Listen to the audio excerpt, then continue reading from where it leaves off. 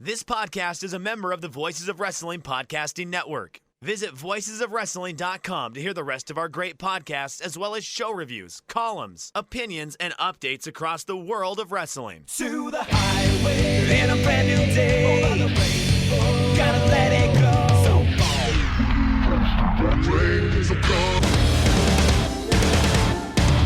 fast to finger down. Stars tonight together. Here everyone's singing.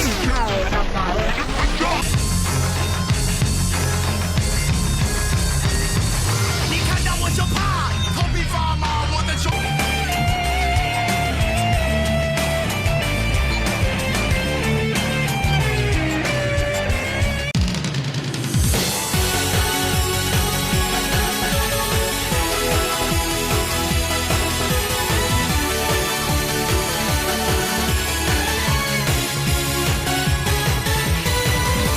Welcome back to Open the Voice Gate for October 5th, 2021.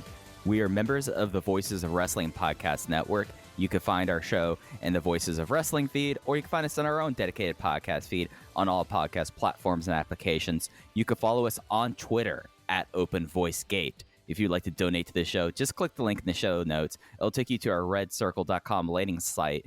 You just click the red box that says sponsor this podcast, and you can set up a one-time or recurring donation. No obligation whatsoever, but we would like to thank all of our previous donors.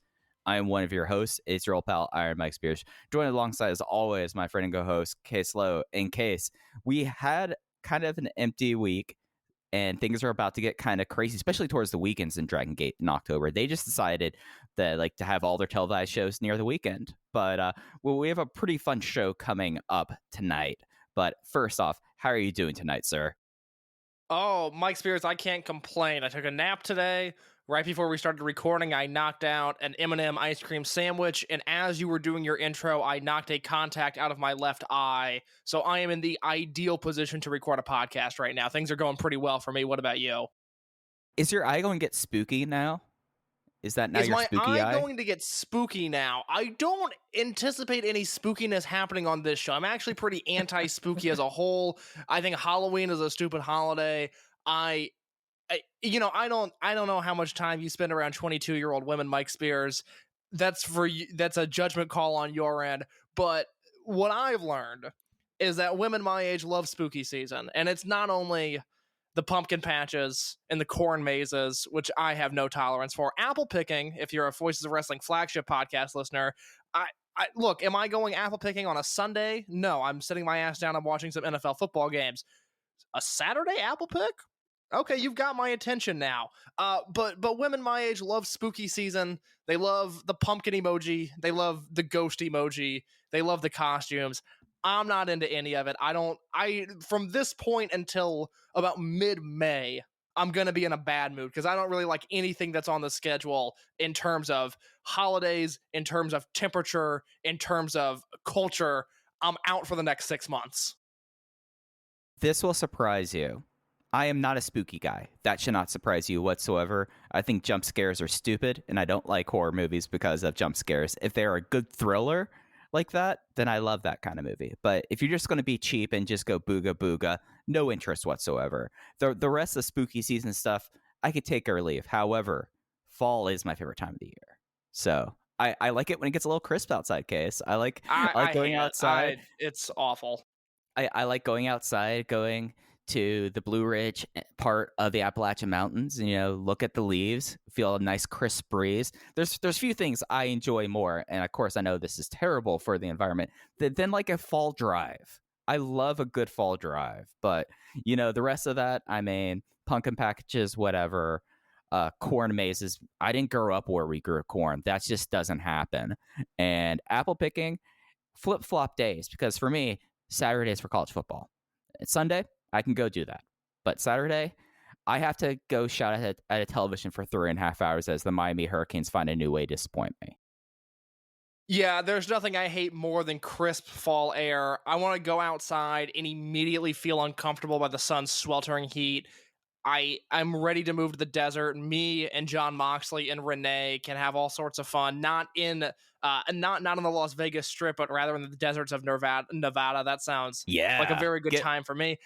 Get weird out there, Case. I mean, Oh, hey, hey, look, me, John Moxley, and Renee can get weird. All right, I'm very much on board with that. I'm not gonna watch a horror movie with them. Okay, January Jones could send me a text and say, "Case, come over, watch a horror movie."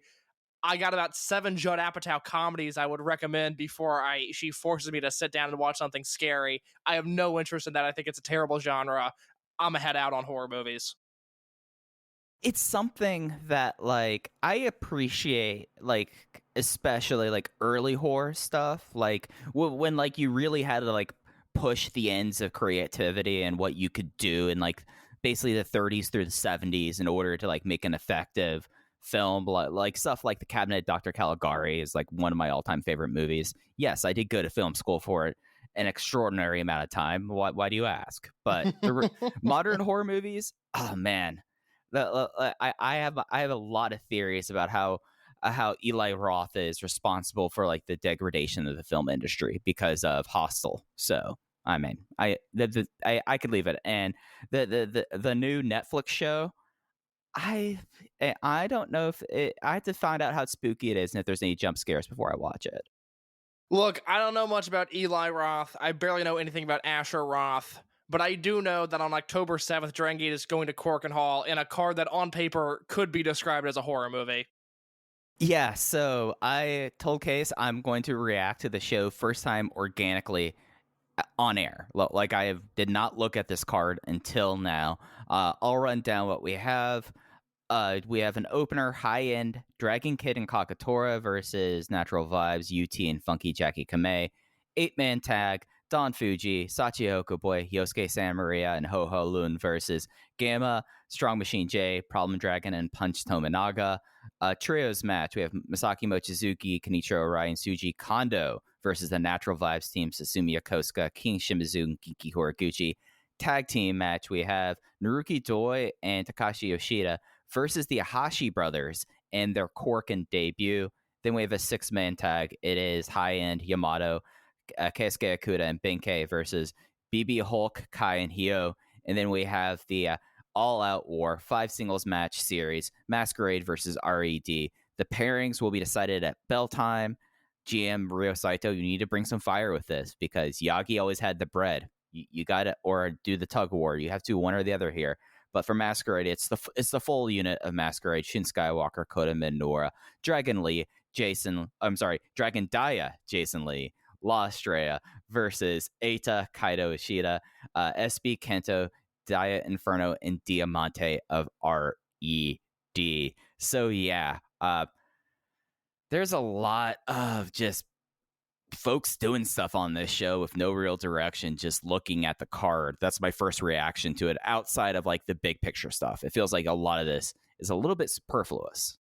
The 8-man tag, that match number 2, and look, it'll go 5 minutes. Don Fuji will beat up Punch Tominaga and all will be right in the world. But that Don Fuji tag, Fuji, Sachihoko Boy, Yosuke, and Ho-Ho against Gamma, Strong Machine J, Problem Dragon, and Punch Tominaga, that is a rough-looking 8-man tag match. Now, the good news is it's match number 2, which means we are going to see Ho-Ho make a dead sprint and hopefully get back to the commentary table by match number 3. And if not, that he should be there by the Ahashi match. So the undercard is saved just on that alone. Now, I like the 6-man tag here.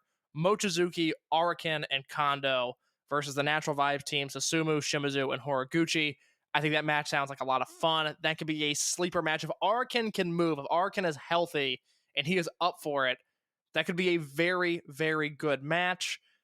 What do we think about this, Mike? On the 7th in Korakuen Hall, it's Doi and Takashi Yoshida against the Ahashis. 2 days later, this Saturday in Kyoto, it's Doi and Don Fuji versus the Ahashi brothers. I am a little bummed out that we're not getting Doi and Don Fuji versus the 2 newest members of the roster on this show. Yeah, but anything could happen in Kyoto. I mean, that's the catchphrase there. And I look at those 4 guys, and I'm like, all right, I really like that. I really like those four together. But yeah, like we get the new generation Doyoshi, I guess. So it's a little wild, but yeah, it's something you like look at the show. Like we've talked about our misgivings about what looks like it's going to be the inevitable BB Hulk title match coming up there, and that's what's going to be happening with that semi, or at least announced semi-main event. They'll do all the all-out war stuff pretty much after intermission. They'll do that way, I would guess.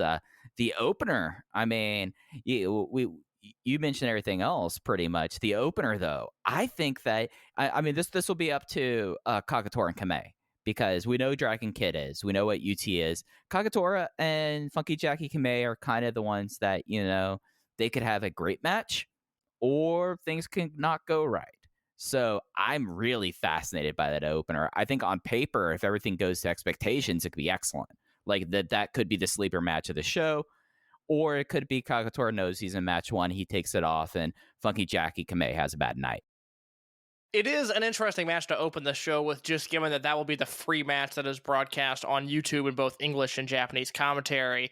And given how weird and insular and just nonchalant is maybe the word Gaiora is about the way they promote Dragongate abroad and in Japan, I wonder if that's a conscious effort there by someone to put that tag match as the opener instead of the 8-man tag that will surely not be as good, because Dragon Kid and Kagatora versus UT and Funky Jackie Kamei, on paper at least, should be a very good match.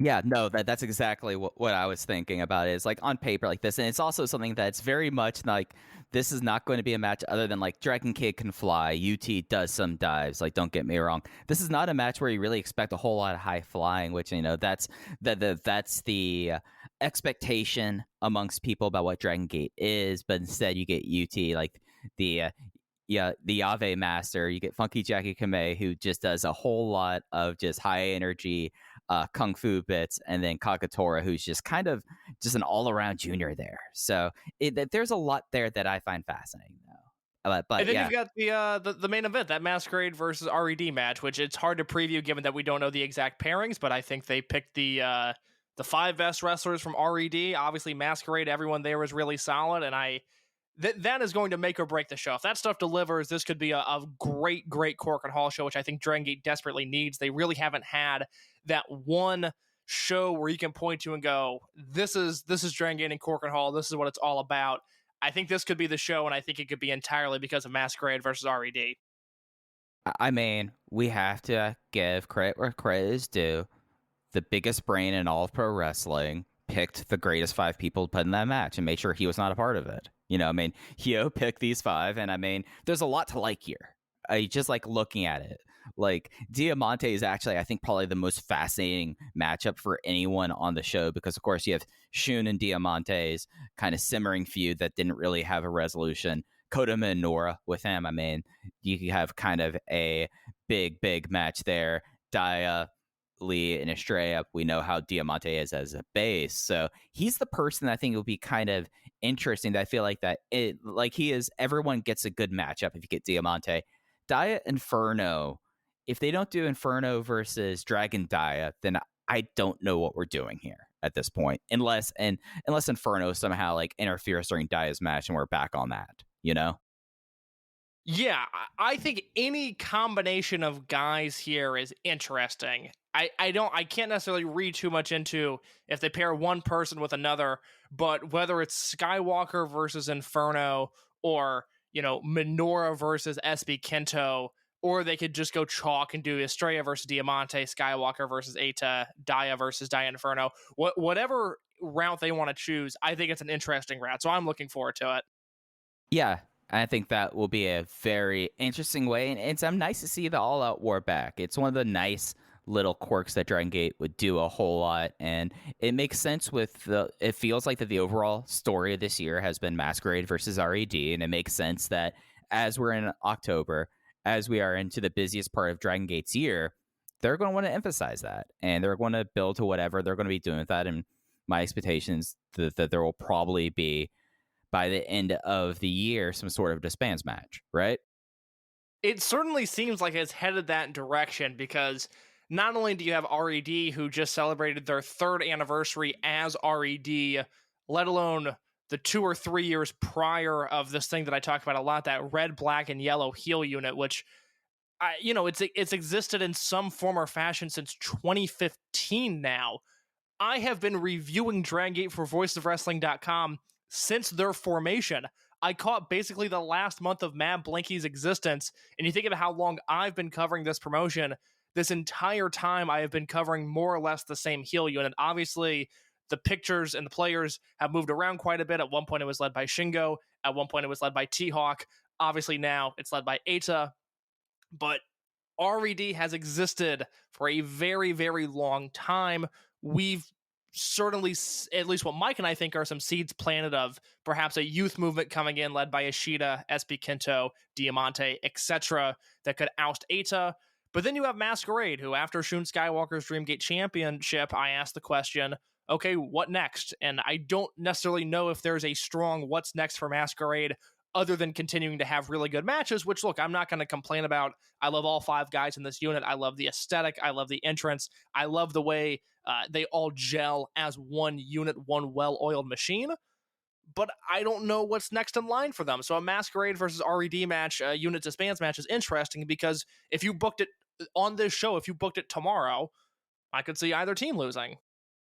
Yeah, and it's one of those things that with the longevity of RED, really the idea of the heel unit, which typically if a heel unit's in a disbands match, you should put your money on the heel unit winning. There's only been 2 heel units to ever lose a disband match. But with 3 years and then the continuity going back to Berserk, it's you could say that like the strings kind of played out with this current heel unit lineage, and it's time to start a new one. I mean, we're now on 6 years. We've passed 6 years of this lineage, so I think it's about time to kind of shake things up a little bit. And with Masquerade, like what is the argument could be made? Like they made a year, or they will make a year in December.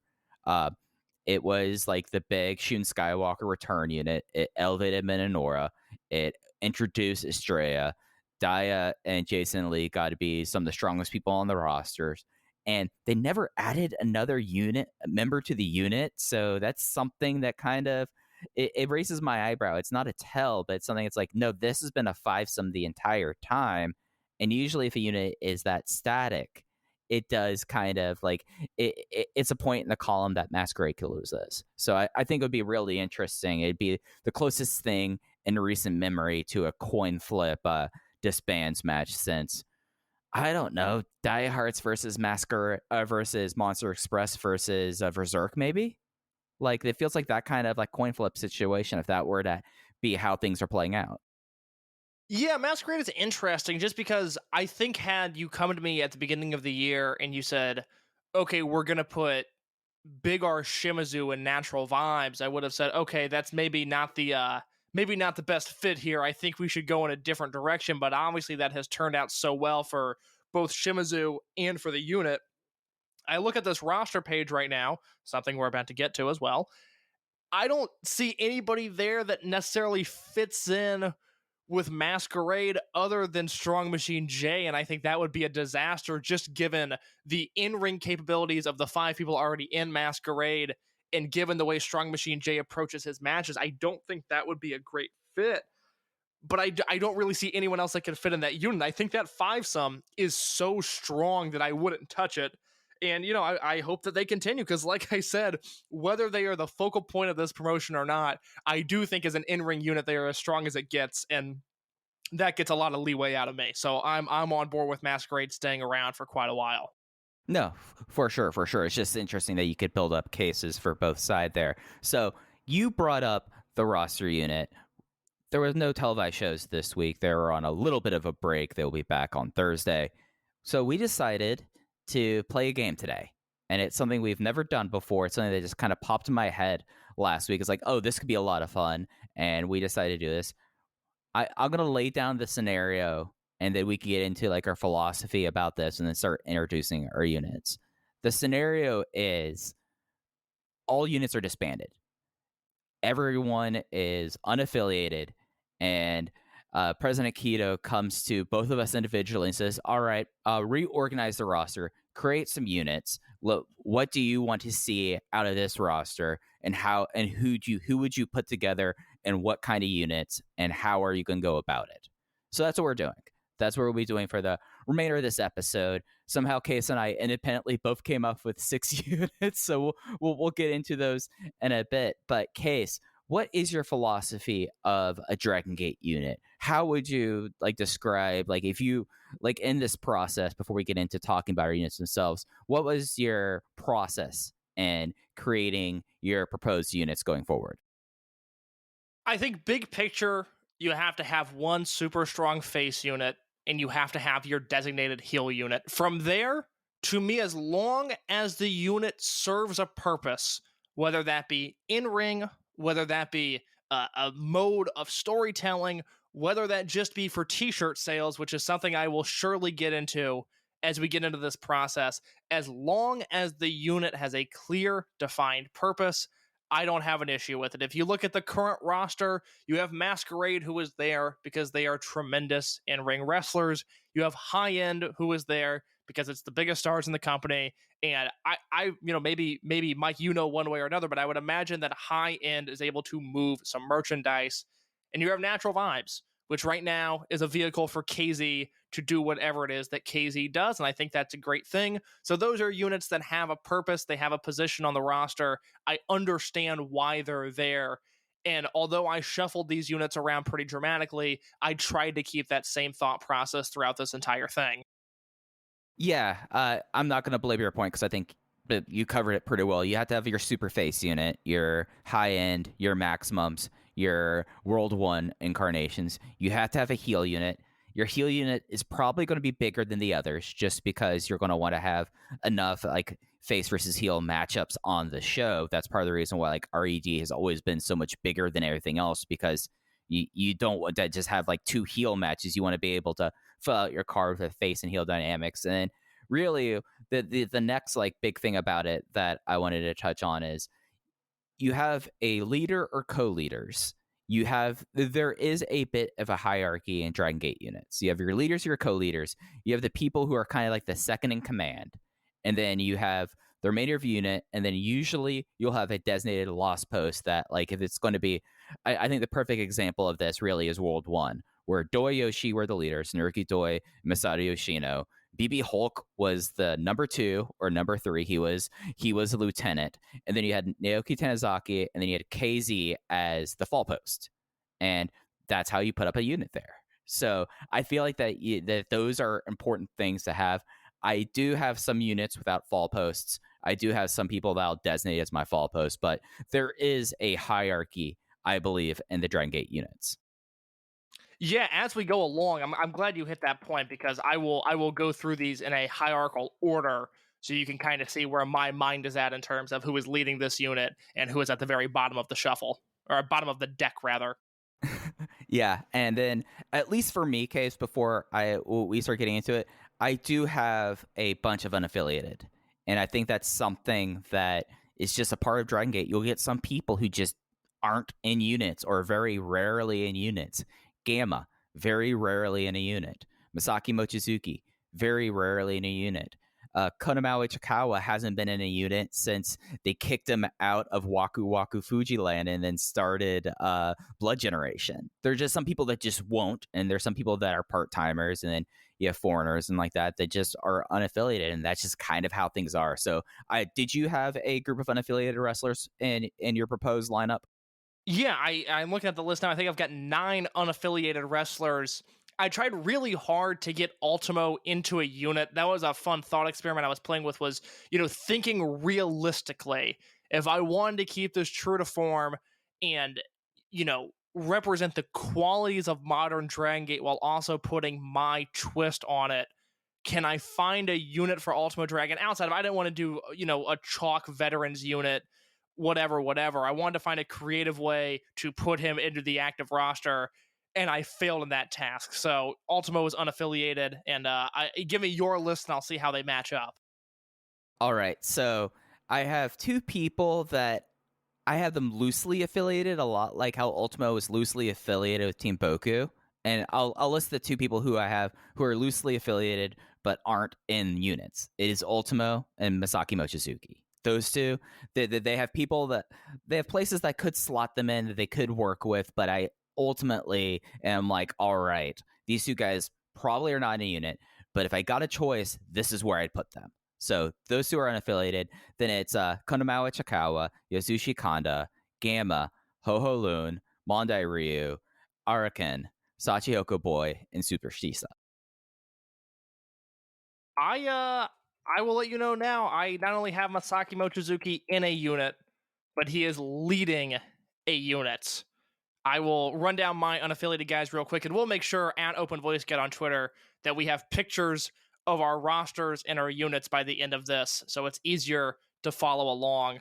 But my unaffiliated list of wrestlers is Ultimo Dragon, there's Ryo Saito, the GM, Punch Tamanaga, Gamma, Problem Dragon, Araken, Kness, Konamama Ichikawa, Yosuke Santa Maria, Ho-Ho Loon, and Sachihoko Boy.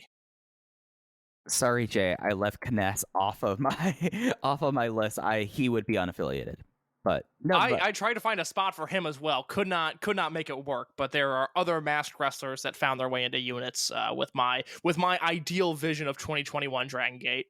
I do have a unit that I think Kness would work well in, but it's just not realistic for him at this juncture. You know, no, I don't think he wants to be in a unit. If you read his Twitter, he's like, I'm old, I'm sore, I don't know how much longer I can do this.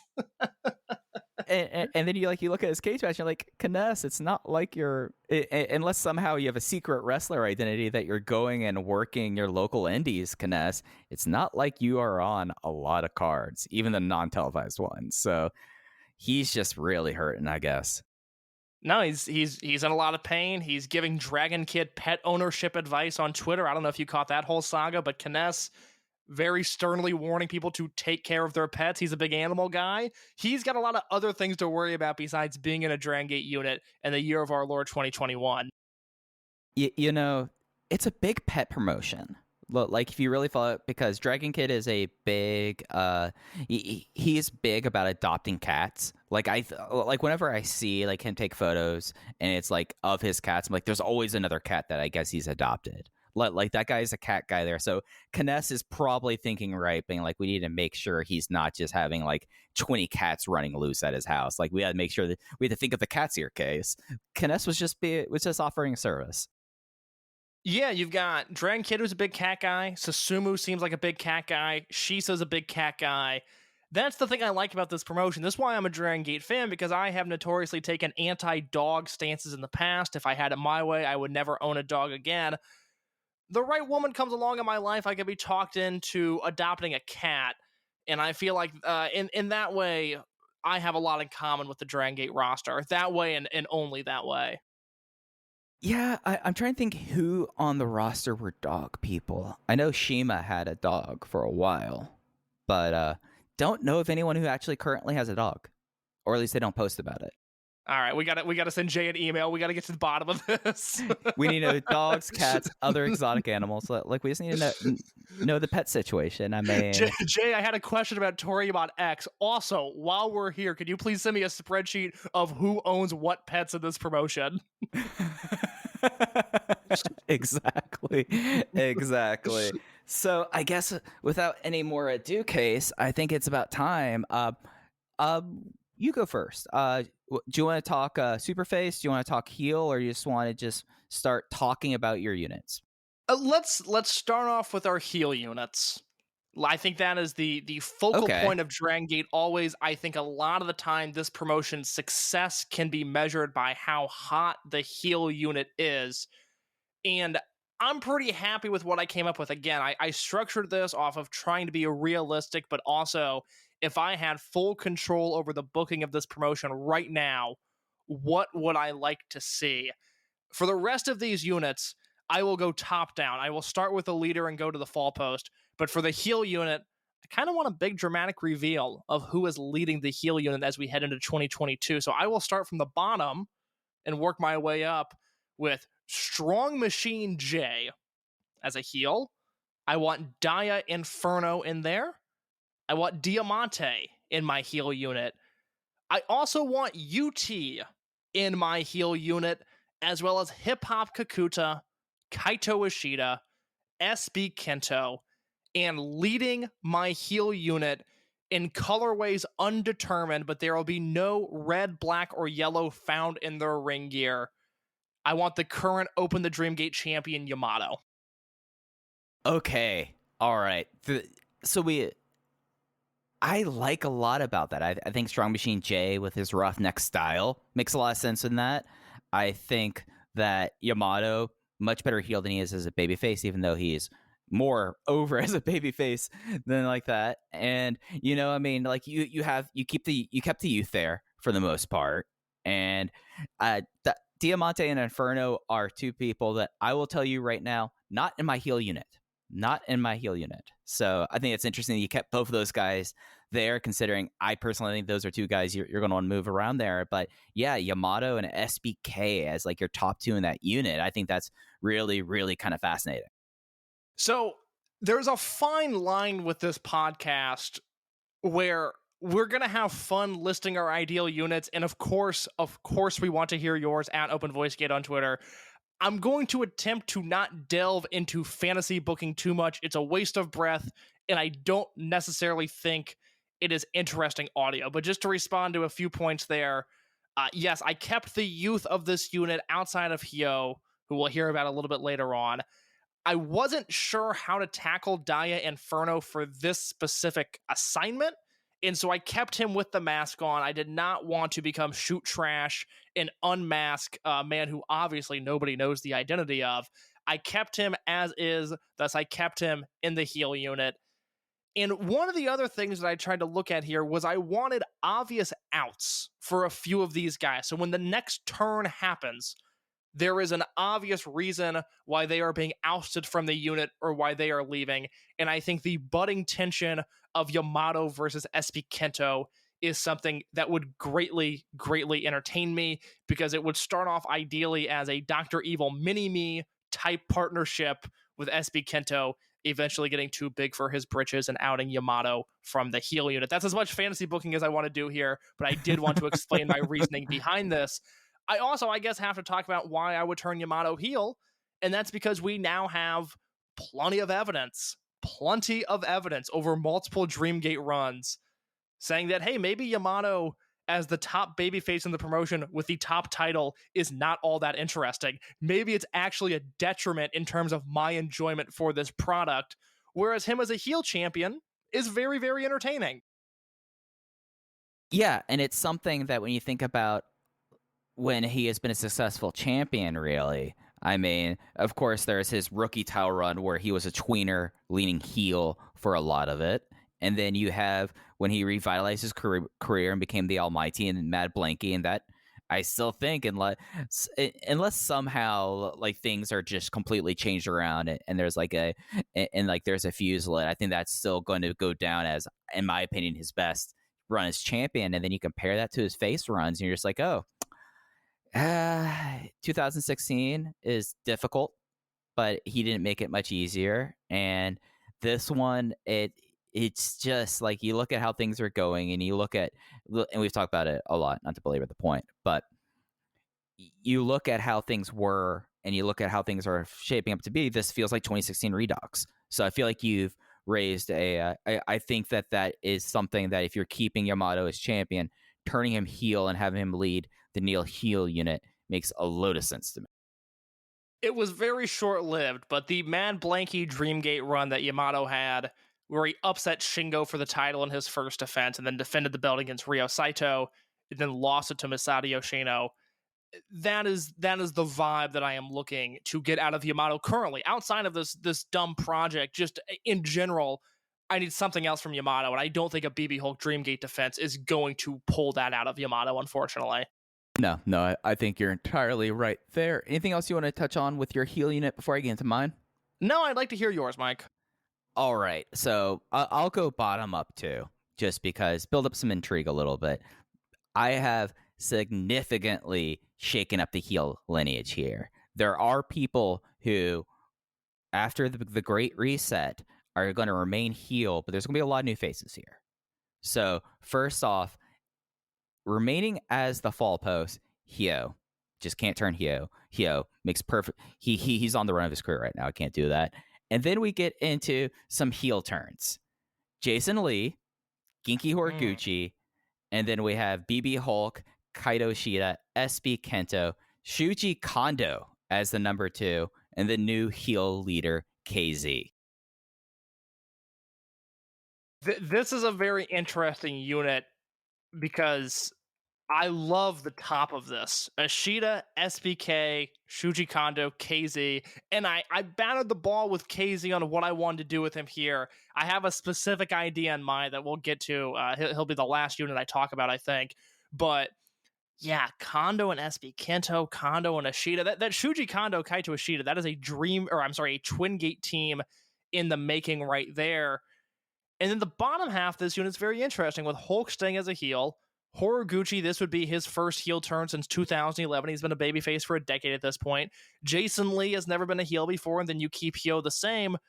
That's very interesting. I don't know of is there a certain through line you were looking for here of guys specifically that you want as heels for this reason? Or is this more just you liked the way this unit laid out on paper? Well, it's a little bit of both.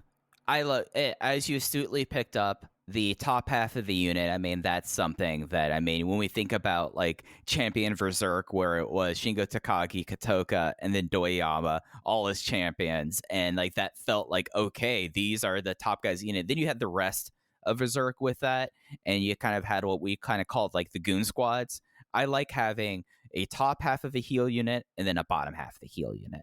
But in my bottom half of the heel unit, you're still going to need some people to work. And Jason Lee, he has never been a heel in Dragongate. I think it'd be very interesting to give him a heel run, especially coming out of like, I mean, he's basically been in Superface units and the Dragongate generation. So it's like, all right, it'd be nice to see this. I think Genki Horiguchi is in a very similar situation in his career as BB Hulk. I think giving him like one last run like this. And also, if you're someone who's never seen how Genki Horiguchi looks like as a heel, it's amazing. He has one of the all-time great heel looks. Like, he just looks insane. He looks insane, Case. So he can walk and brawl with that. And then really with like the two top line turns we're having there, I think that Shuji Kondo, seeing that we know that Shuji Kondo is sticking around and like this, his natural inclination, his best role is as a heel and as like a monstrous heel. And I think that that's something that would really provide in a unit that is very young, with the extension of like your older people in your goon squad, having someone like Kondo there as the number 2 and backing up, like just bringing up like Aganisu, bringing up like the delinquent King Kong. I think that adds a lot to a heel unit. I think it gives a lot of credibility. And I think KZ is at a point where he's done basically everything he can right now as a face. He needs to turn heel, and he should be like the big turn to kick off the next heel line lineage. So that was my justification for that.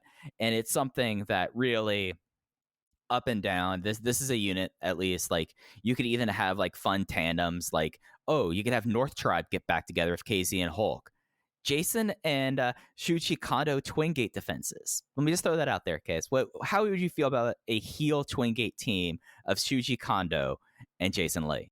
I can't even wrap my head around it, Mike. Jason Lee is such a nice boy. He's always he's always in super face units for a reason, and I can't believe you're trying to corrupt him even with this thought experiment. But yes, Jason Lee and Shuji Kondo teaming together sounds incredible. Yeah, and then of course you're keeping SBK and Kaito Shida and Hyo. I think that with SBK, like you will have the out of him turning face here. And Ishida, you have the out of him turning face here. Hyo should remain a heel as long as they can keep him as a heel. But I felt like I kept like the parts of the current heel lineage that I feel like still had life or needed to stay as heel until you do the turns. And then you inject a healthy amount of new blood in there just to completely shake things up and make it clear that this is not another just like derivation of Berserk anti-Asar RAD, just making sure that it's very clear that this is a new heel line. I am ready to talk about my super face unit unless you have anything else to say on this shocking betrayal of character. I just can't believe Jason Lee would sign up for something like this. I'm ready to talk about a super face unit that may or may not have Jason Lee in it. Okay. The man of the hour, Jason Lee. Oh, what's your super face unit? So if I'm looking for a unit to lead Dragongate as the good guys, I need guys that can talk. I need guys that are instantly recognizable in and out of this promotion. And I need guys that can work. And thus my super face unit is being led by Eita. And it is being he is partnering with Dragon Kid, his arch nemesis. He is partnering with Dragon Daya, Dragon Kid's protege, as well as Jason Lee, Kagatora, and Funky Jackie Kamei. All right. I really like this. First off, just my initial impression there.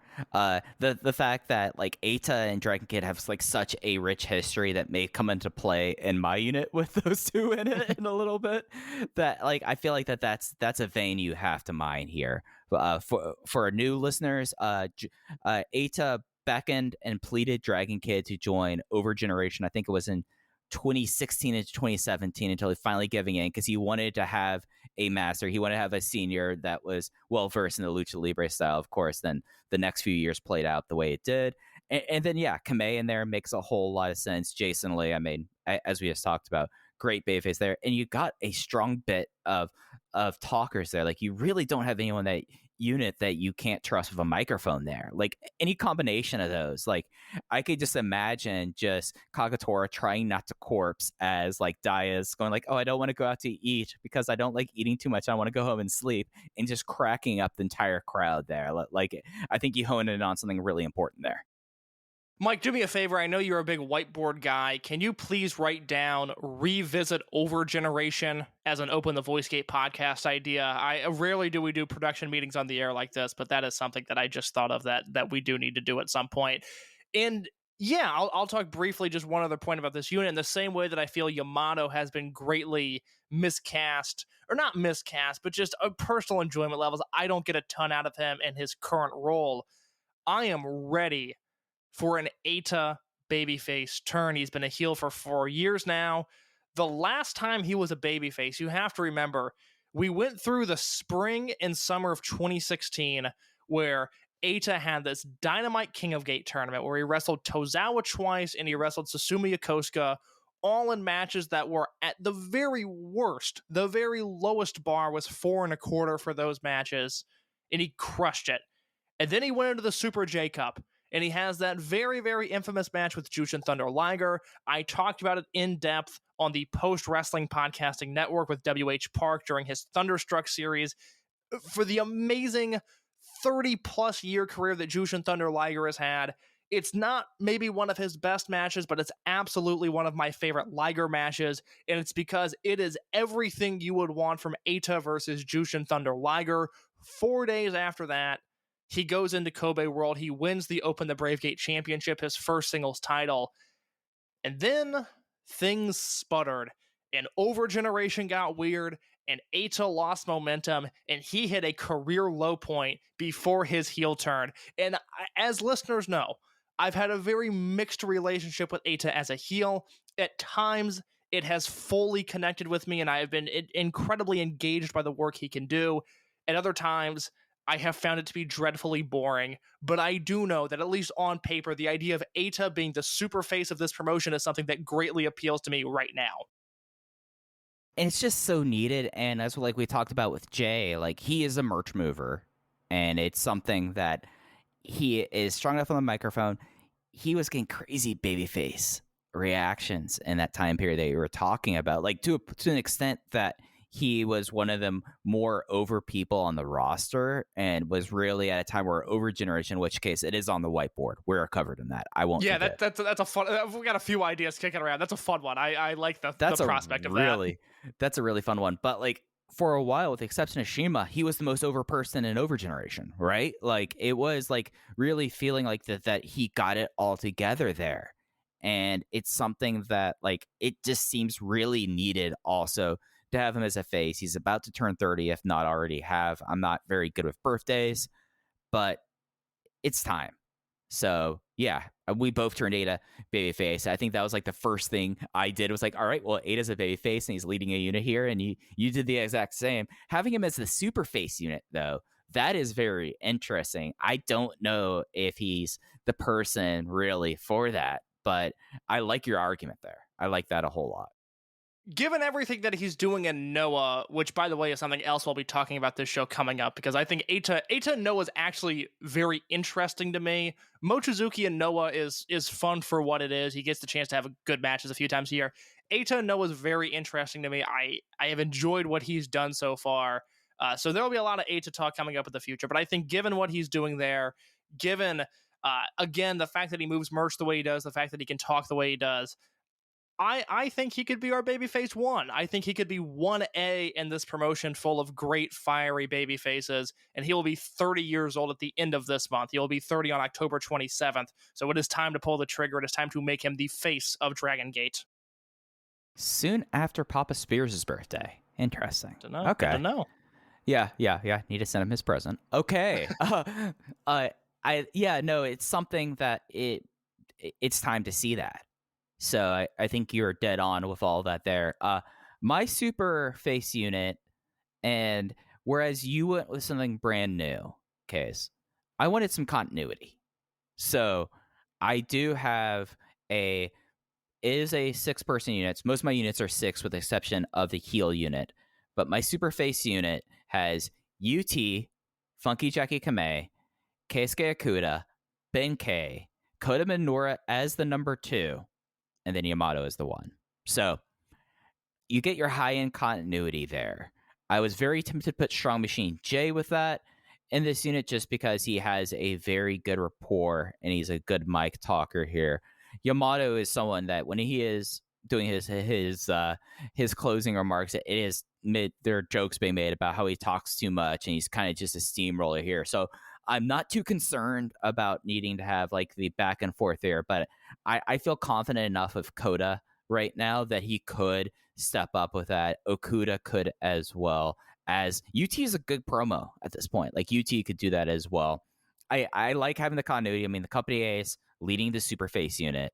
I don't really have, like when I designed this, I was not really thinking champions in mind as I broke up the Dragongate champions in mind. So it's just something that like there's enough pieces to high end that I feel like that I don't want to completely, like, of course, like this is not high end, but there's enough there I feel like that you can build off of. I just want to change some parts and I want to get the next generation ready there. And that's why you have Kota Minoura and Funky Jackie Kamei in it.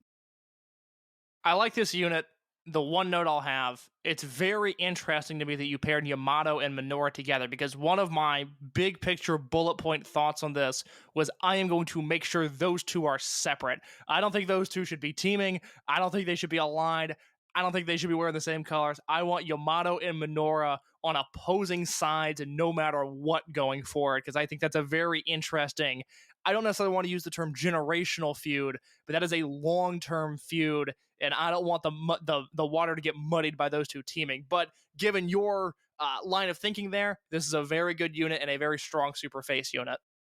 Yeah, no, that was like the big argument for a while because I kept Bensuke and Yamato here, and I was like, oh yeah, we're gonna move Kamei and UT here. It took me a while to decide who the number 2 was, and I was like, you know what?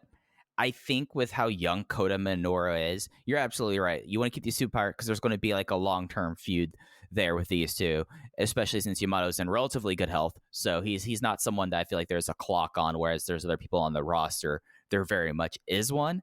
So I feel like that you could still have that happen. And if Kota Minoura wanted to turn heel or wanted to break away from here, and that happens to Yamato a lot, people leaving his units to start their own thing, I think you could do that coming out of this thing, like going after a year or so. I think you could do that because you are right, because you do want to eventually have that happen. I teased it earlier, Mike, and I think I'm ready to unveil my Masaki Mochizuki-led unit. Are you ready for this? I am really intrigued by this, so go right ahead. Nothing says Case Low now has the pencil of Dragongate in 2021 quite like the Masaki Mochizuki unit led by Mochizuki with Don Fuji as second in command, followed by Ishin Ihashi, Riki Ihashi, La Estrella, and Super Shisa. Oh boy. I I like that. I'm ordering the tracksuit. I've got the folders, the pencils, the stickers on the way. This is my unit. These are my boys. I think Estrella being in there, and this is something that I'd like to see from him going forward post Masquerade, because he obviously fits like a glove into Masquerade, but I think pairing him with strikers and heavy hitters going to be forward is going to really help him stand out, because Masquerade is, they've got their signature moves down. We know what they do, but it does seem like there's an element of innovation with those guys. I feel like Daya in particular is constantly bringing new stuff to the table. I'm not saying La Estrella is incapable of doing that, but I do think he can save his body a little bit and look a little flashier by doing less if he's the high spot guy in the match when you have Mochizuki and one of the Ihashi brothers just kicking guys in the chest and then having Estrella coming in and doing his big flying move. So I think you protect him a little bit there. Obviously, Mochi Fuji and the Ihashi brothers, those are two built-in tag teams. There's a lot you can do there in trios matches and 8-man tags. And look, I'm not saying Super Shisa is going to be on the road. I'm not saying he's working every event. But if we can throw him in as a lost post in a 6-man tag, I think that's a win. And it's something that, like, I'll get into my Estrella unit later, but it's something that I think we both are similar minds that we want to put him in with people that could flesh out his moveset. And I think that's something that's going to be really important as he's about to have his 1-year anniversary in December to see going forward, because we've, as you said, like, we've seen like his spectacular spots and he's fantastic at it. And we've seen the confidence really grow in a guy, which is something to say that's tough to see confidence in someone who has a full face mask. But you could tell, like, through his body language, he's getting more and more confident. But it's time for him to kind of flesh out the toolkit. And I think that being in a unit with Mochi Fuji and Super Shisa is the right move for that. I think that that's a great route forward. I like so much about it, but I have one question for you about your unit here. Please go ahead. Are you going to let the kids talk, or are you going to just have Mochi Fuji just steamroll any situation here?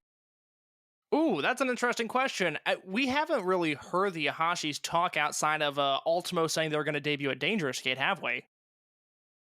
And I don't think they said anything other than, like, thank you very much with that, too, you know? Yeah, obviously Estrella doesn't talk. He's got the mask on. He doesn't need to talk. But, look, if I'm Booker Man Mike, I think you need to let people fail, and I think you need to let them learn from their experiences. Let the kids talk, and if it becomes an issue, like it did with T-Hawk or Eita or the rest of the millennials, we can cross that bridge when we come to it. No, and I think that's it's something you don't set up to fail. You set them up to either learn or succeed. And I think that's something that you're set up there. Goddamn, Mike, I like the way that sounded. You set them up to either learn or succeed. I am taking that into my shoot job tomorrow. That is excellent. Oh boy, I can't wait to bust that one out. And unlike my other show where I get made fun of for my phrasing, I appreciate that you like that. That was just right off the dome right there. That just look. was... Let me be very clear. I love that you have a phrase that I can now take into my corporate world. When I was on the Everything Elite Patreon the most recent time, Aaron Bentley did accuse me of being a communist. Obviously, in some circles, that is the nicest thing you can say to a human. I quickly pulled up receipts and said, no, actually, I have some issues with this statement. I can't wait to go to my boss tomorrow and tell him this corporate lingo. I mean, I've taken enough classes, I've read enough organizational behavior books. I can't say that that's probably completely original, but let's act like it is. And if it ends up being original, then, I'll call up Aaron and, we're going to make sure that this is trademarked, I mean, absolutely. I got to get the money off of that. So do you want to hear my unit that Estrella's in next, or do you want to hear my unit that the Ihashi brothers are? I'd like to go in the Ihashi route here, because I set, this unit is obviously the Mochizuki-led unit, but it's really a chance for the Ihashi brothers to showcase their worth here. I would like to hear what you have in store for them, ideally if you were booking Dragongate in 2021. Okay, and if you notice about 20 minutes ago, Case, where I chuckled about that Kyoto card about that Ihashi Brothers tag, yeah, let's get into this. So this unit has Kagatora, the Ihashi Brothers Riki and Ishin, Don Fuji, a number 2 of Strong Machine J, and the leaders Naruki Doi. And there's a theme to this unit. There is a theme to this unit. And this theme is you have the Ihashi brothers, Strong Machine J, second generation wrestlers, and their parents were of the Showa era. So that was the emperor before the last one. And there is like a overall like seeing like a cultural difference about the Showa times versus the current Reiwa times. But having those three together with Don Fuji, who loves that era of wrestling, Kagatora, who would just crack up with the rest of it, and then I think Naruki Doi as a way there as one of the bigger stars in the company is kind of a little adrift right now, but we've seen him team with Don Fuji in Blood Generation, and I think that he could really be someone that helped like Strong Machine J. He's missing some points to become a complete package. The Ihashi brothers, they're so young that we don't know what kind of package they will be. But you know who is a complete package? That is the newly 41 years old rampaging muscle, Naruki Doi.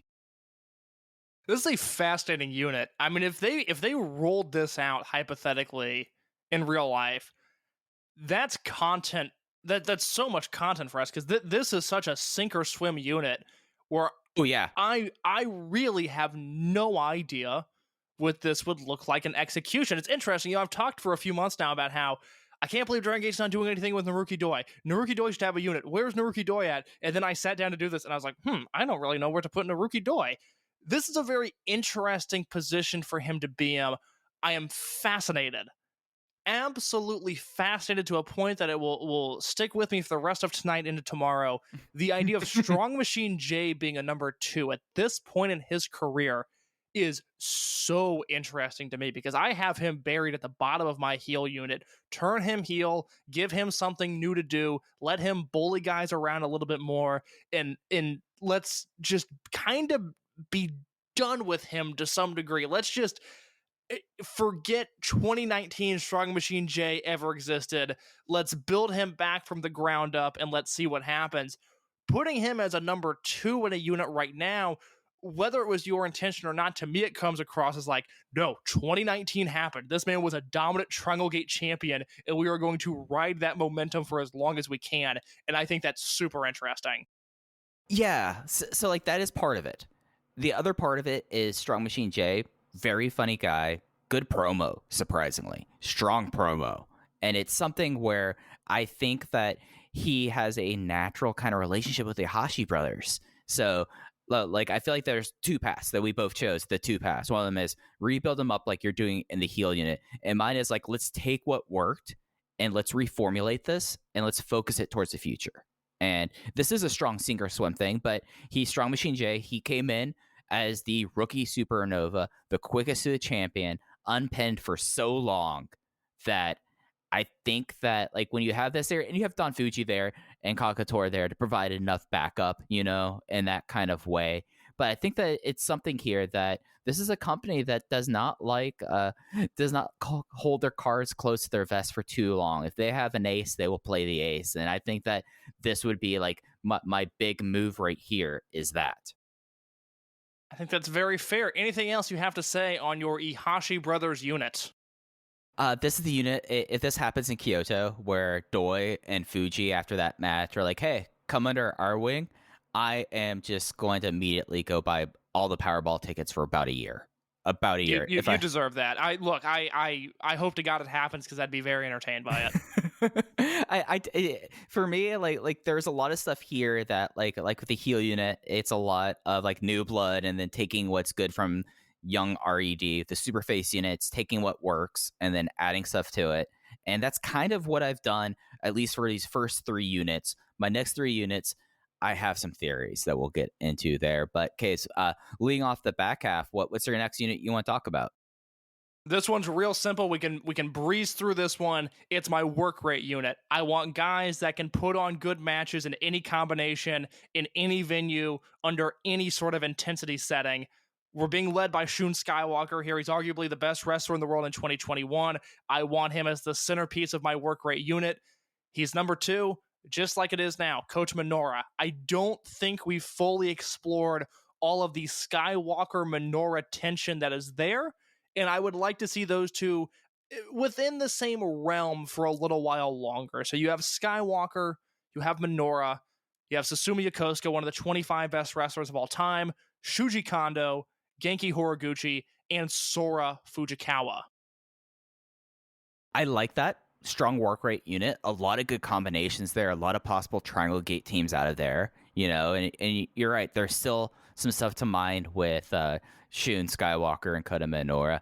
I like the idea of Susumu and Sora teaming for some reasons. I mean, Susumu is such a great tag team wrestler that I feel like that in a lot of ways it's like, oh, so you lost a year, but we're going to get you right up to speed with your unit. Yeah, again, not to dive into too much fantasy booking here, but I would like to see Sora and Susumu team a lot together, and I would really like to see some sort of twin gate aspirations between Susumu and Shuji Kondo. I think that's a very fun team. I don't think they've ever really been in the same unit together outside of the Toryumon generation, unless I'm forgetting something. So that's those are two guys that have been around each other more or less for 20 years and have had very limited interactions. So this is the time to do it while Kondo can still move at a pretty good rate. Yeah, no, they really haven't, because you had Susumu when Kondo was around, Do Fixer, and then M2K variants, and Kondo was Italian Connection, then Naganisu. So yeah, no, not really an opportunity to tag too much. Let's go with my Shun unit next, I guess. And mine, this is kind of a work rate unit, but it's also sort of a young generation unit. I really like the idea of, like, they like having a young person's unit, and this is what I have here. Shun Skywalker is leading it. My number 2 is Dragongate. And then we're going to get a little weird here, Case. Are you ready for me to get weird with this? Mike, I've been doing this podcast with you for a long time. I am ready for you to get weird. All right, the other 3 people the other 4 people in this unit: Sora Fujikawa, a returning Yuki Yoshioka, a reformed Hip Hop Kakuta, and then Hayakawa coming up as the Lost Boast. I had a feeling you were going to put in one of the future guys into your unit. I stayed away from it. I didn't want that smoke. I didn't want to deal with it. I thought about maybe putting one of them in the Mochizuki unit. I stayed away. Look, I love this. I wish I could pull this apart. I wish I could critique this at all, just for the sake of interesting audio. But no, this is another one of those units. I'm importing the t-shirt. I'm getting, the pictures and the posters and the 8x10s and the keychains and the phone holder and whatever else they're selling. Shun, Daya, Fujikawa, Yoshioka, Kakuta, Hayakawa. I am in on that. Yeah, and it's something that I look at this unit, and you have the natural Shun and Yoshioka tandem, dating back to Mochi Dojo and then into their excursion together. So you have that there. You also could have like a budding twin towers of Shun Skywalker and Hip Hop Kakuta tag team, which is just fascinating to me. Sora Fujikawa, the Dreamboat, in there with another kind of hunkin' in Yuki Yoshioka. Like I remember like a while ago talking to folks, and like, oh yeah, Yoshioka is probably someone that, like, he's a sleeper Dreamboat here. So you have that. Daya, he's the cute one there, and then Hayakawa, he's spunky. We need to have some spunk in this unit, and it's something that, I mean, what's the best way to be brought up to the roster? Well, you have Shun Skywalker, someone who should be the most outstanding wrestler of the world 2021. Dragongate, the best flyer in the world today. Yuki Yoshioka, for when he was around, one of the most like nails junior heavyweights in wrestling. And then we have Hip Hop Kakuta and Sora Fujikawa, who have not even like started to like show their true potential there. And I think that's like an awesome scenario for someone getting called up to see them. Yeah, I love that. I think that's real good stuff. I have 2 units left. You're in the same boat, correct? Yes, sir. All right. 4 units in on my end. I like what I have. I feel confident about these units. I think they're realistic. I think they're intriguing. I think they serve a purpose. Looking at what I have for these last 2 units, I had some ideas. And we'll see here. I'm dying to get your feedback as to whether or not these were sound ideas or if this is something where I need to go back to the drawing board Hell yeah. and rework my ideal vision of this promotion. But this one's real simple. This is my t-shirt sales unit. These are guys that are going to be giving the opening promo. They're going to be in the opening 6-man tag and probably the main event more often than not. And then they are going to go to the merch table and they are going to sell their goods. And that is a unit being led by Naruki Doi, with Ben K as second in command, Kaisuke Ikuda behind him, BB Hulk then, and then finally Yasushi Kanda. Yeah, that you got a lot of t-shirts, you got tracksuits, you got buttons, you got towels, you got 8x10s, you've got interviews, you got CDs. All those are being sold there. I think that that's the one that's also the unit that I think a lot of more casual or people who just like dip their toe in could really be familiar with, because Ben K, I mean, that's like a name that kind of has emerged at least amongst the international consciousness. Naruki Doi, if you're listening to this podcast, you know who Naruki Doi is. And then BB Hulk, turning BB Hulk face right now is fascinating. Well, do you have much justification behind it other than this is a guy who could design some merch and can sell some merch? I think decrepit face BB Hulk is going to be asked to do far less than decrepit heel BB Hulk. He was very fine towards the end of Tribe Vanguard, and I just want him to chill out. Now the issue with this unit, it doesn't have the depth that a few others do. You know, picture this, Mike. We're in the dog days of summer. We had a Korakuen Hall show, and then an Osaka #2 show, and then we got hit with a Fukuoka double shot the next week, and then we've got a Kyoto show, and then we finally have this lame duck Kobe Sambo Hall show, all within 2 or 3 weeks of each other. We're watching a lot of Dragongate content, and there's this Sambo Hall show at the end of the loop. And because this unit only has 5 guys, you're now put in a position where BB Hulk and Yasushi Kanda are teaming with Problem Dragon in the opening match. And that is a tough prospect. I understand there are flaws in this unit, but I do think the cash value of them far outweigh possible bad opening matches. Yeah, no, and I mean, that's probably the role that Hulk and Kanda should be in. So, I mean, you're not putting them in the wrong slot. It's just the fact that that's the prospect at the end of this. And that is the rare time where you'll get like a 3 a.m. Direct message from me just bitching about a Kobe Sambo Hall. It'd be just like 2018 all over again. The good old days. The good old days. Yeah, no, that makes crystal sense to me. Do you want to hear a themed unit, or do you want to hear a weird unit, Case? Well, you promised me we were going to get weird, so I'd like to hear this weird unit. Okay, so I have a comedy unit, and it is something that they had Team Boku, there was Tozawa Juku, there were like unofficial kind of comedy groups. I mean, even the Jimmies, when they did the sumos, that was all based in comedy. So I'm not going off the board crazy with this, but this is a comedy unit that can work for the most part. So Lost Post, Punch Managa, because that's where Punch Managa should be. And then the remainder of the unit, Yosuke San Maria, Takeshi Yoshida, Susumu Yokosuka, and General Manager Ryo Saito. This is what we're calling the board of directors. And it's going to be Ryo Saito, and we're going to get like Maria is going to be a businesswoman out here. Takashi Yoshida is going to be out there with the camera phone filming his vlogs. Susumu is just there because Mike, what did Susumu do to you? What the hell position are you putting him in? We need to have someone who can work. Oh, I guess. I mean, Tozawa Juku had Taku Iwasa and Kenichiro Arai. I mean, Team Boku. I mean, Naruki Doi was in Team Boku. This is not outside of out of history here, but also you also have Ryosuke up top. That is a classic Dragongate tag team, and it's something that we need to have a straight man in this comedy unit. And Susumu Yokosuka is probably the best straight man in the company. Unfortunately, your logic is dead on, and I do not have a response to that because holy shit, what a great point. He is the perfect straight man.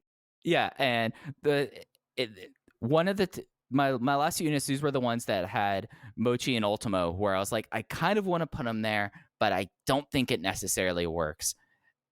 Mochizuki has such great chemistry with Takashi Yoshida here. The buddy cops were so much fun that just having him there, like him and Susumu being like, what are we doing here? It really provides a smile on my face, but I'm just as happy basically to keep Mochizuki unaffiliated. But that was where I was thinking about putting him in the board of directors. That is a fascinating unit. That is weirdly probably the most realistic chance of happening out of any of these. That is very interesting. Yeah, that's that's very interesting. I struggled with Maria. I wanted to do something with her. I think there's a chance she could actually fit in my final unit that I hadn't talked about yet, but I held off. And I don't know. It's just I didn't know what to do with Maria, but in the same, I put a lot of energy towards obviously Yamato and Skywalker and Masaki Mochizuki and Eita. I put some energy into trying to figure out a place for Ultimo. And then I thought a lot about Yosuke, and I just couldn't find a place for her. But if you were going to put her in a unit at this point, that is probably the best one to do it in. Yeah, she's just such a difficult piece because you have the Exotico comedy stuff, and then you also have one of the best underdog baby faces on the roster. And it's like, how do you balance that? How do you play off that? And I just decided it's something that she is the chief businesswoman of the company. And that's how I'm going with that. So that's what that was my justification with this of Maria, because Maria was probably the most difficult person to figure out in this draft we did. All right, Mike, I've got one last unit. I have this unit titled the Retribution Unit. It's 5 men. It's being led by KZ and followed by King Shimizu, Kai, Takashi Yoshida, and Hyo. And these are men in their careers. They've done very, very bad things. They're a little directionless at this point. They're not sure what to do. And they're simply not sure whether they should revert to their evil ways or if they should fight like proud baby faces going forward. This is a storytelling unit. These guys won't last a full calendar year. They're merely a vehicle to get to another point in their careers. For KZ, it's probably a heel turn. For others, they're probably sticking as baby faces. I was unsure what to do with these guys. KZ felt really out of place once I decided that Yamato was going to lead my top heel unit. Thus, he is in flux. Thus, he is in the definition of a tweener unit. And it's something like Kai gets his walking papers in Mike's 2022, by the way. I felt like I had to book him, but you know me, he should have been done in July. I have no interest in Kai at this point. The no ropes match was his perfect send off, and I'm a little more annoyed every time I see him. And the nice thing about that is that's a unit that can get dirty with it, and that's a unit that can explode. So this is going to be the tension unit, and I like that. And because like lasting a year for that unit will be difficult, but it'll be a very fascinating year.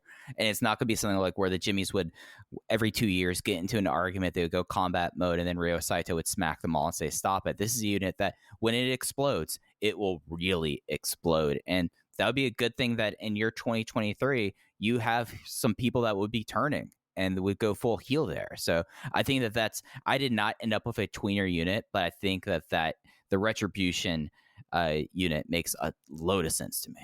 I like that a lot. Yeah, it's again, it's not something that's supposed to last for a long time. I think you can get good matches out of there in some sort of KZ, Shimizu, Hyo trios angle, but it's really there to tell a story. They're there to have their in-ring promo segments. There's going to be a lot of friendly fire. There's going to be a lot of miscommunication, and it will lead to something greater, especially for KZ, ideally for Shimizu, and possibly for Hyo. But they're a unit that is there for a short period of time to tell a specific story, and then they are there to move on.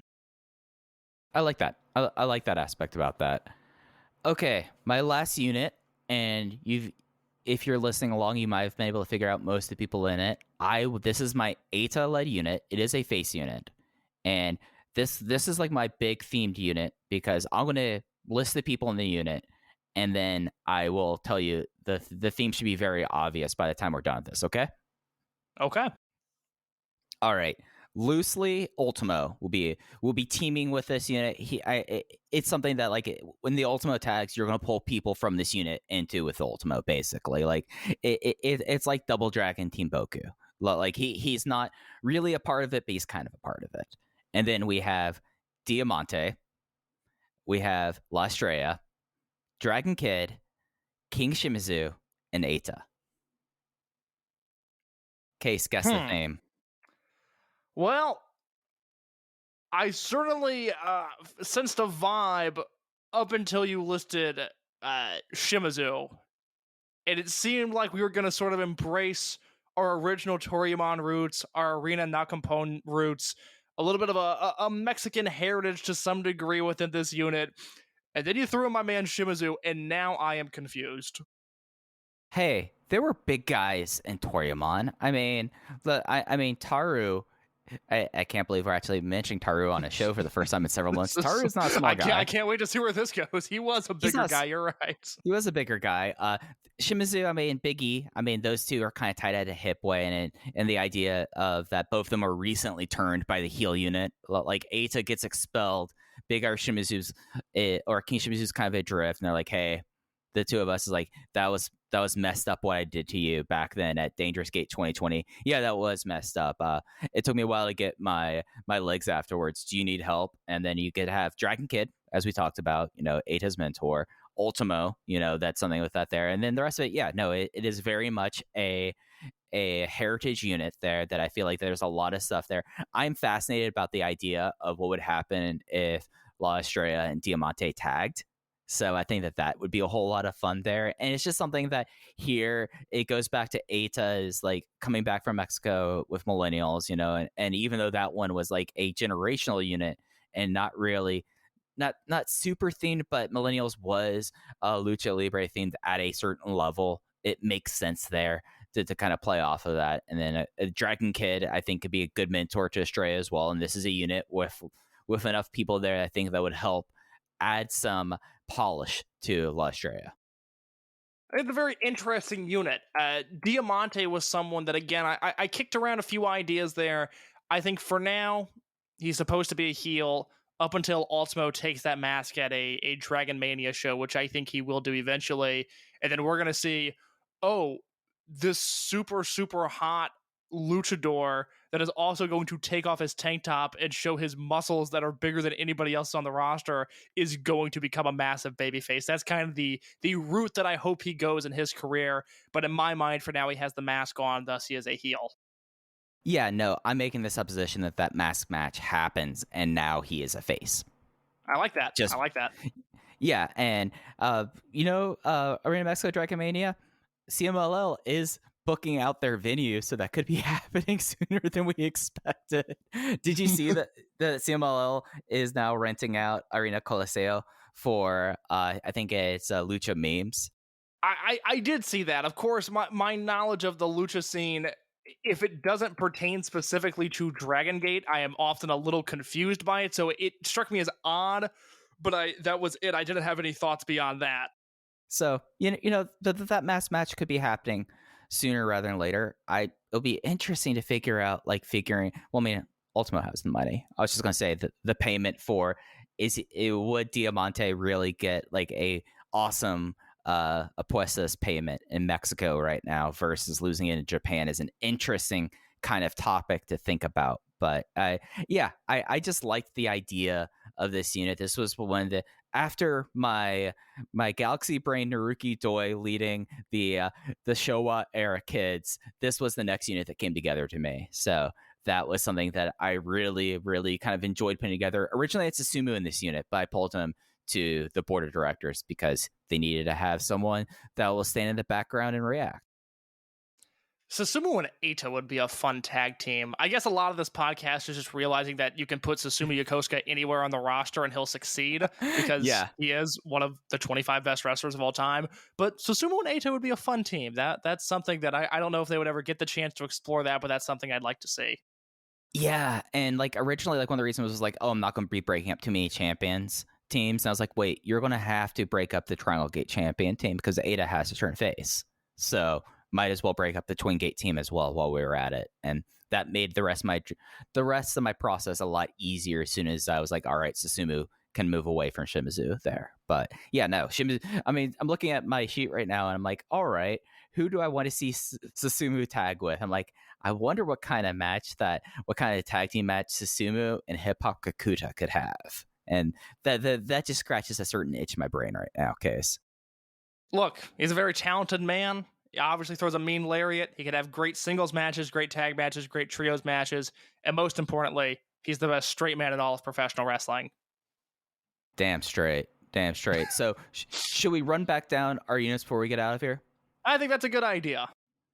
All right. I'll go first. My heel unit is led by KZ.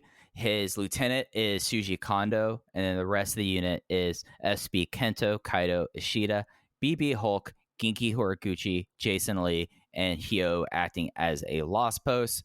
My superface unit is led by Yamato. The lieutenant is Kota Minoura. Then it's Benkei, Keisuke Ikuda, Funky Jackie Kamei, and UT. Then we have the young generation unit, Shun Skywalker leading with Dragon Daya's number 2 with Sora Fujikawa, Yuki Yoshioka, Hip Hop Kakuta, and Takumi Hayakawa.